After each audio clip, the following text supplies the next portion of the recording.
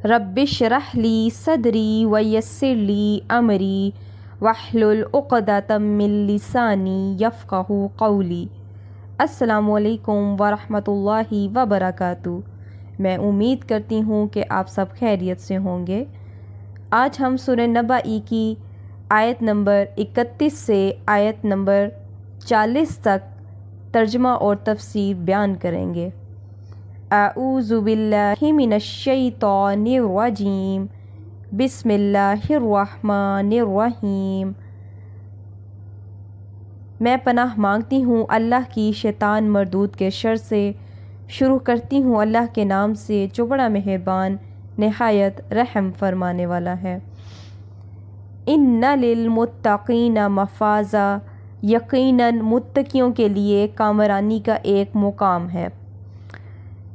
اس آیت سے ان لوگوں کے اوپر خدا کے لطف و کرم کا ذکر ہے جو دنیا میں قیامت پر ایمان رکھتے تھے اور اس کے دربار میں حاضری کا خوف ان کو ہر گناہ سے باز رکھتا تھا۔ انہیں یہاں متقین لے کر یعنی ان کے متقین کے نام سے جو ہے وہ یاد کیا گیا ہے۔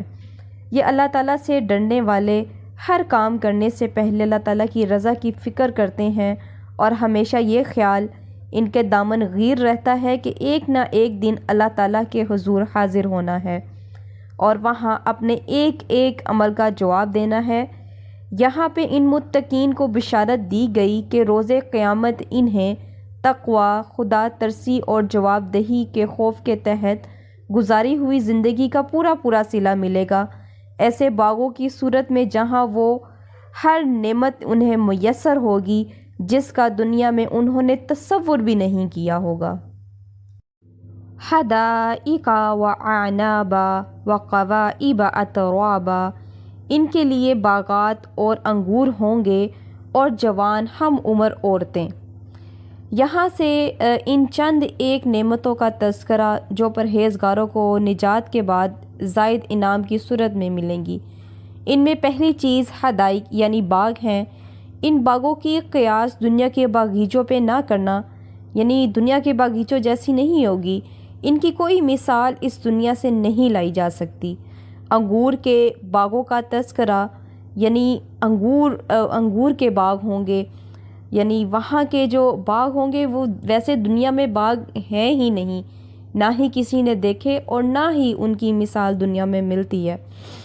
پھر نوجوان اور حسین و جمیل ہم سن عورتیں، ہم سینی آپس کی بے تکلفی، دلچسپی اور ہم مزاقی کے لیے ضروری چیز، یعنی وہاں پر انہیں عورتیں جو دی جائیں گی وہ ہم عمر عورتیں انہیں عطا کی جائیں گی۔ وَكَأْسًا دِحَاقًا، اور شراب کے چھلکتے ہوئے گلاس۔ تو جو جنتی ہوں گے انہیں شراب طہور کے چھلکتے ہوئے پاک صاف بھرپور جام پر جام ملیں گے جس پر نہ نشہ ہوگا۔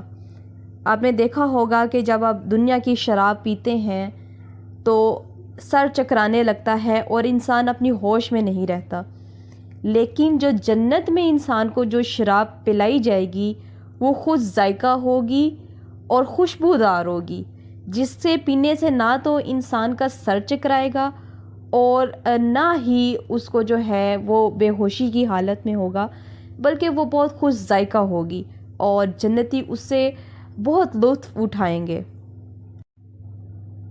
جزاء من ربک عطاء حسابا، یہ صلہ ہوگا تیرے رب کی طرف سے اور انعام کثیر اس کا، یعنی یہ بدلہ ہوگا آپ کے رب کی طرف سے دیا ہوا حساب سے، یعنی یہ سب کچھ ان لوگوں کی محنت اور قربانیوں کے بدلے کے طور پر انہیں عطا کیا جائے گا، یعنی جو بھی انہوں نے دنیا میں نیک اعمال انہوں نے کمائے، متقی ہو کے چلے، اپنے آپ کو گناہوں سے بچا کر چلے، تو اللہ تعالیٰ وہاں پر بھی ان کے لیے بہت اچھا اجر انہیں عطا کرے گا۔ یعنی یہ پہلے جتنے بھی اللہ تعالیٰ نے اجر بتائے ہیں جنتیوں کے لیے، اس دن اس کو بطور انعام پیش کیے جائیں گے۔ رب السماوات والارض وما بینہما الرحمن لا یملکون منہ خطابا، اس نہایت مہربان خدا کی طرف سے جو زمین اور آسمان کا اور ان کے درمیان کی ہر چیز کا مالک ہے، جس کے سامنے کسی کو بولنے کا یارہ نہیں، یعنی بولنے کی اجازت نہیں، یعنی وہ شہنشاہ دو جہان قیامت کے دن جب مخلوق کا حساب لینے کے لیے فارغ ہوگا تو ساری مخلوق اس کے سامنے اس کی عظمت و جلال سے ایسی مرعوب ہوگی کہ کسی کو اس کے سامنے زبان کھولنے کی جرت بھی نہیں ہوگی۔ کچھ لوگوں کا عقیدہ ہے کہ ان کے سرپرست اور معبود انہیں اللہ تعالیٰ کی گرفت سے بچا لیں گے، یعنی جو یہاں پر لوگوں نے معبود بنائے ہوئے ہیں، اپنے بت بنائے ہوئے ہیں ڈیفرنٹ کیٹیگریز، یعنی ان کا یہ بہت بڑا گمان ہے کہ قیامت کے دن ہمیں وہ بچا لیں گے، جو کہ یعنی یہ سوچنا بالکل فضول ہے کہ وہ انہیں بچا لیں گے۔ تو لیکن وہاں صورتحال یہ ہوگی کہ کسی کو رب ذوالجلالہ کی گرفت سے بچانا تو دور کی بات، کوئی اس کے سامنے بات کرنے کی بھی جرت نہیں کرے گا، یعنی بچانا تو دور کی بات ہے، وہ تو بات بھی نہیں کوئی کر سکے گا رحمان کے سامنے۔ قیامت کے دن اس کے سامنے کوئی بھی دم نہیں مار سکے گا۔ اس دن جبرائیل امین اور تمام ملائکہ اپنے رب کے حضور قطار اندر قطار کھڑے ہوں گے، کوئی فرشتہ ہو یا انسان، گنہگار ہو یا پاک باز، ولی ہو یا نبی، کوئی بھی رب ذوالجلالہ کی اجازت کے بغیر بات کرنے کی جرت بھی نہیں کرے گا۔ اس دن صرف اللہ کی چلے گی۔ اس دن جس کو اجازت اللہ دے گا کہ تم بولو وہ کلام کرے گا، جس سے اجازت نہیں ہوگی وہ کلام بھی نہیں کر سکے گا اس دن۔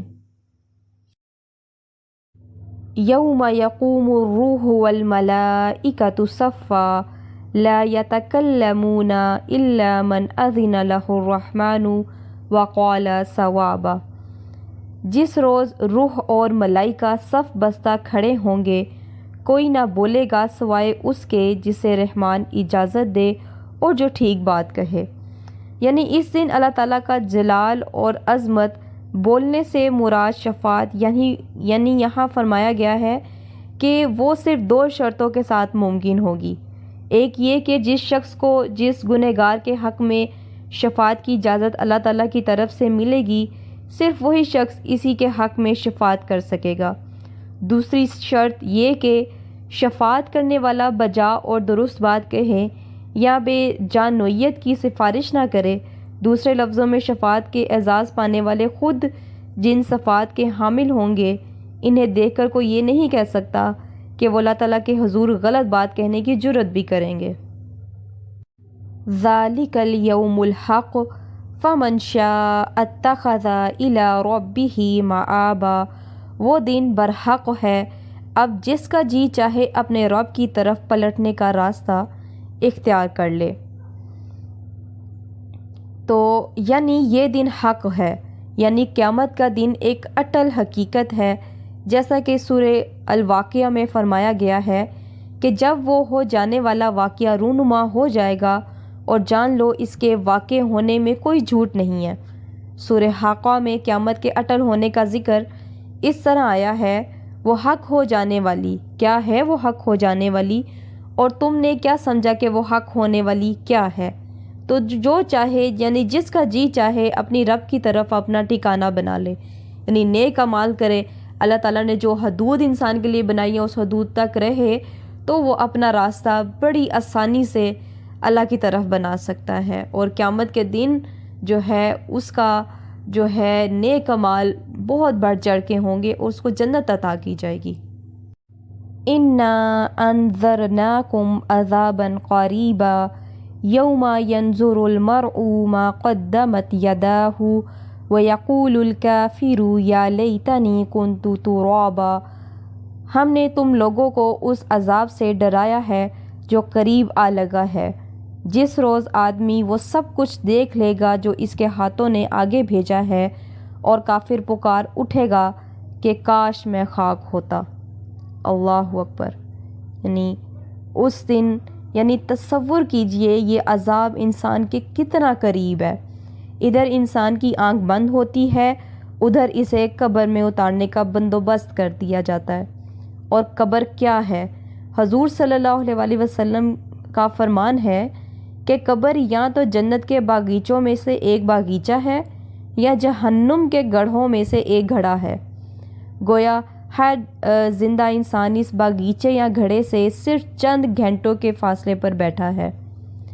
جس دن انسان دیکھ لے گا جو اس کے دونوں ہاتھوں نے آگے بھیجا تھا، اور کافر کہے گا کاش میں مٹی ہوتا۔ اللہ اکبر، یعنی اس دن وہ عذاب کو دیکھ کر کہے گا کہ کاش میں مٹی ہوتا، یعنی کاش مجھے شرف انسانیت ملا ہی نہ ہوتا، کاش میری ماں نے مجھے جنا ہی نہ ہوتا۔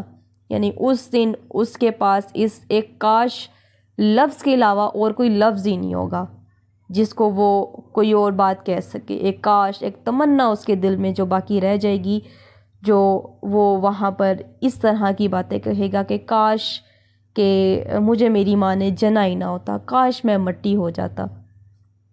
تو میرے بہنوں اور بھائیوں، ہمیں بھی نیک اعمال کرنے چاہیے ہیں تاکہ ہم اللہ کے اس جنت کے مستحق ہوں جائیں۔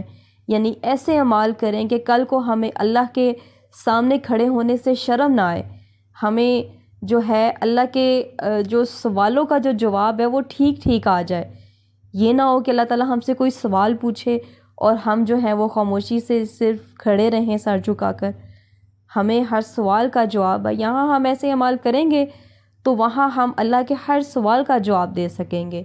یہاں ہی ہمیں ایک متقی انسان بن کے اللہ کے سامنے حاضر ہونا ہے، نہ کہ ہم نے ایسے اعمال کرنے ہیں کہ وہ اعمال ہماری ندامت کا باعث بنے اور ہم اللہ کے آگے جو ہیں ہم بول ہی نہ سکیں، ہم شرمندہ ہوں، اور اس دن ہمارے منہ سے ایسے الفاظ نہ نکلیں کہ کاش میں آج مٹی ہوتا، کاش میری ماں نے مجھے جنا ہی نہ ہوتا۔